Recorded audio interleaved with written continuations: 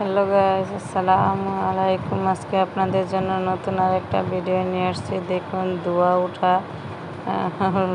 উঠতেছে আর কি। শাক, গরম গরম শাক ভাজি দিয়ে গরম গরম ভাত কার কার পছন্দ অবশ্যই কমেন্টে জানাবেন। আর প্লিজ পুরো ভিডিওটা দেখবেন। আমি আজকে লাল শাক ভালোভাবে কেটে ধুয়ে নিয়েছি। ভালোভাবে ধুতে হয় আর কি শাক, কারণ শাকের ভিতরে অনেক বালু থাকে। টাউনের শাক যেহেতু, আপনারা ভালোভাবে ধুয়ে নেবেন। আমি লবণ, কাঁচা মরিচ 4-5টা দিয়ে ভালোভাবে শাকগুলো সিদ্ধ করে নিয়েছি। আর কে কোন জায়গা থেকে ভিডিওটা দেখেন অবশ্যই কমেন্টে জানাবেন। প্লিজ স্কিপ করে দেখবেন না। যদি ভালো লাগে লাইক, শেয়ার, সাবস্ক্রাইব করে যাবেন।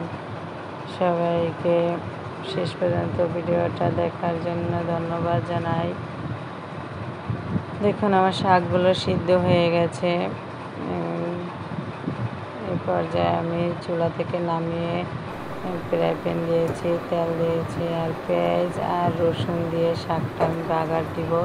কে কে শাকে রসুন দেন আর কি কমেন্টে অবশ্যই জানাবেন।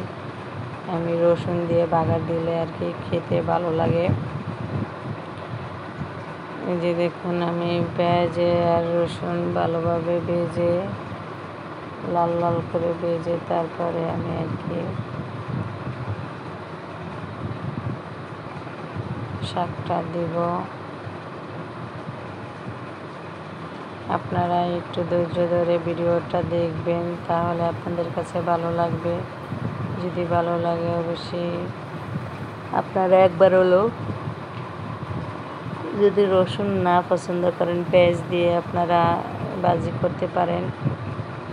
আর যারা রসুন পছন্দ করেন তারা রসুন দিতে পারেন। রসুন দিলে খেতে খুবই ভালো লাগে, ঘ্রাণ আসে আর টেস্ট অনেক ভালো আসে।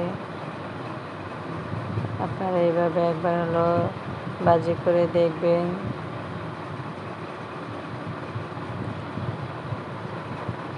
এই যে দেখুন আমার শাকগুলো ভাজি করা হয়ে গেছে।